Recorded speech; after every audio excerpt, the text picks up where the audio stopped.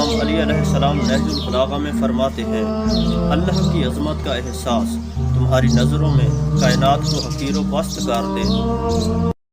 امام علی علیہ السلام نہج البلاغہ میں فرماتے ہیں، دنیا عقل مندوں کے نزدیک ایک بڑھتا ہوا سایہ ہے جسے ابھی بڑھا ہوا اور پھیلا ہوا دیکھ رہے تھے کہ دیکھتے ہی دیکھتے وہ گھٹ کر اور سمٹ کر رہ گیا۔ نہج البلاغہ میں امام علی علیہ السلام فرماتے ہیں، وہ گناہ جس کا تمہیں رنج ہو اللہ کے نزدیک اس نیکی سے کہیں اچھا ہے جو تمہیں خود پسند بنا دے۔ امام علی علیہ السلام نہج البلاغہ میں فرماتے ہیں، انسان کی ہر سانس ایک قدم ہے جو اسے موت کی طرف بڑھائے لیے جا رہا ہے۔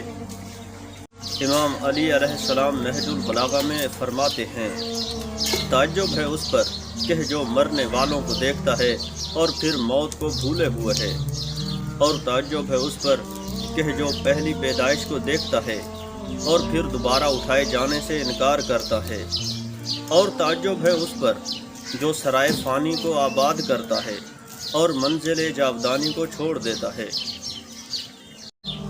امام حسین علیہ السلام نے فرمایا، خدایا اگر تیری محبت میں میرے ٹکڑے ٹکڑے بھی کر دیے جائیں تو میرا دل کسی اور کی طرف نہیں جھک سکتا ہے۔